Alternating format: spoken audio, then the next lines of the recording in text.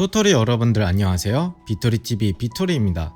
오늘은 특별한 날입니다. 바로 웨이브 코인의 상패 여부가 결정나는 날이죠. 그래서 웨이브 코인에 대해 알아보면서 이들의 상패 여부를 결정하는 닥사의 존재와 모순점 등을 알아보겠습니다. 영상 끝까지 시청해 주시고요. 구독과 좋아요 한 번씩 부탁드리겠습니다. 영상 시작하겠습니다. 웨이브 코인 이야기를 하기 전에 토토리들은 닥사의 존재를 알고 계신가요? 닥사는 대한민국의 디지털 자산 거래소 협의체인데요. 제가 지금까지 봐온 집단 중에서 가장 모순적인 집단이라고 생각합니다. 가상화폐는 근본이 탈중앙화, 즉 중앙의 통제를 받지 않음에 있습니다. 거래소는 탈중앙화 거래소인 덱스와 중앙화 거래소인 캑스로 나눠지는데요. 탈중앙화 거래소로는 유니스왑이나 메시스왑, 클레이스왑 등이 있습니다. 탈중앙화 거래소의 가장 큰 특징으로는 개인 간 금융 거래 방식입니다. 피어투피어 이하 P2P 방식으로 은행이나 브로커 등의 중개자 없이 운영되는 분산형 가상화폐 거래소를 의미합니다.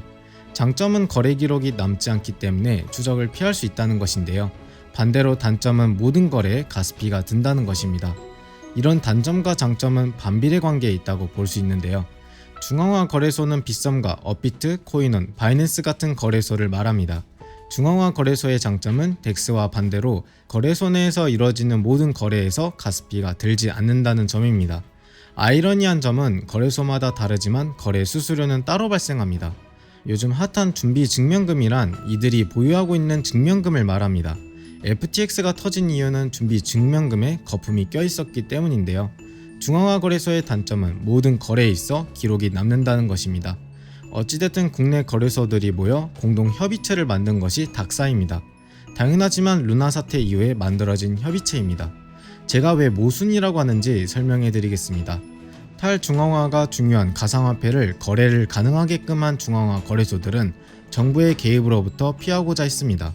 그래서 중앙화 거래소들이 모여 중앙 관리가 가능한 협의체를 만들었고 이 안에서 코인판 정부가 탄생하게 된 것입니다. 까놓고 말해서 위믹스의 유통량 가지고 닥사가 갑질을 했다고 하는데요. 토토리 형님들은 이더리움의 유통량이나 비트코인의 유통량을 알고 계신가요? 닥사는 과연 알고 있을까요? 이번에 웨이브가 유의로 결정난 이유에는 FTX 사태와 비슷합니다. 하지만 다른 부분이 있다면 FTX는 거래소고 웨이브는 코인재단이라는 것이겠죠. 이번 닥사의 결정으로 인해서인지는 잘 모르겠지만 12월 8일 유의 종목 지정 후 43%나 하락한 상황입니다. 실제 업비트의 공지사항을 살펴보겠습니다. 웨이브는 USDN 스테이블 코인의 담보물로 사용 가능하며 USDN은 알고리즘에 따라 1달러 가치에 연동하려는 가상 자산입니다. 최근 USDN의 가치가 1달러와 정상적으로 연동되지 않는 것으로 판단했고 연동되어 있는 웨이브의 가치가 급격하게 변동하여 투자자들에게 예기치 못한 피해를 야기할 가능성이 있기에 유의로 지정했다고 합니다. 이게 얼탱이가 없는 부분은 닥사에서 동시에 유의 지정을 함에 따라 마이너스 43%나 추가적으로 하락했다는 사실입니다. 그렇다면 투자자들에게 예기치 못한 피해를 야기한 건 누구죠? 그리고 오늘은 이 유의 지정에 대한 상패가 확정나거나 유의 연장 혹은 유의 해제가 발표되는 날입니다. 웨이브 측에서는 닥사의 오해에서 비롯됐다는 입장을 표명했는데요.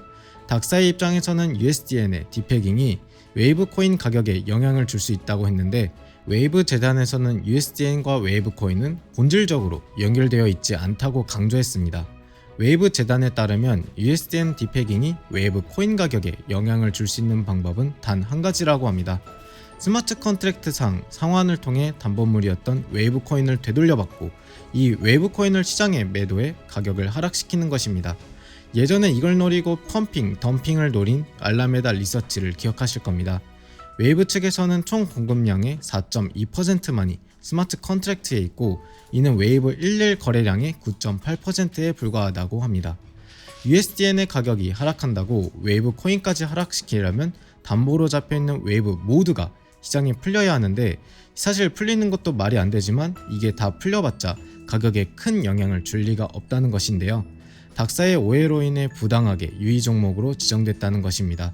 실제로 이에 대한 오해를 풀기 위해 업비트와 빗썸의 위험 평가 보고서까지 제출을 했죠. 하지만 결국 닥사가 신뢰를 잃지 않기 위해서는 유의 연장이나 상장 폐지의 결과를 낼 것으로 보입니다. 개인적으로는 웨이브의 유의 해제가 정상적이라고는 생각하지만 웨이브의 USDN의 디패깅을 노리는 헤지 펀드 세력도 있으니 이 부분에 대해서 확답을 드리기는 어렵습니다. 적어도 유의가 해제된다면 웨이브는 급등할 가능성이 매우 높습니다. 반대로 유의 연장이나 상장 폐지가 된다면 상패 비움은 나오지 않을 가능성이 높고요. 차트상으로는 현재 웨이브도 바닥으로 보이는 자리입니다. 과매도 상태에서는 다시 매수세가 붙을 수 있겠지만 문제는 MACD로 보면 여전히 하락 가능성이 열려있는 상태입니다. 주봉 차트 기준에서는 거래량이 줄어들고 있기 때문에 유의 해제 시 직전 매물대인 3,000원까지는 올라올 수도 있습니다. 3,000원부터의 하락은 닥사가 주도했기 때문이기도 한데요. 그 이상은 시장 분위기에 맞춰서 갈 가능성이 큽니다. 아직 발표가 난 것은 아니지만 저의 생각과 현 상황에 대해서 어느 정도 정리를 해봤는데요. 닥사의 권한과 권력이 커져갈수록 신생 코인들은 더 이상 명함 내밀기도 어려워질 것입니다. 크립토 생태계에 도태되는 코인들과 새롭게 등장하는 코인들의 순환이 이루어지면서 자금의 순환도 어느 정도 이루어져야 하는데 닥사는 탈중앙화를 강조하면서 중앙화된 협의체인 상황입니다. 금일 있을 공지를 잘 살펴보고 대응하시면 확실한 수익을 챙길 수 있으니 기대하셔도 좋을 것 같습니다. 항상 토토리더를 응원하는 남자 비토리였습니다. 구독과 좋아요는 저에게 힘이 됩니다. 영상 끝까지 시청해주셔서 감사합니다. 비토리TV였습니다.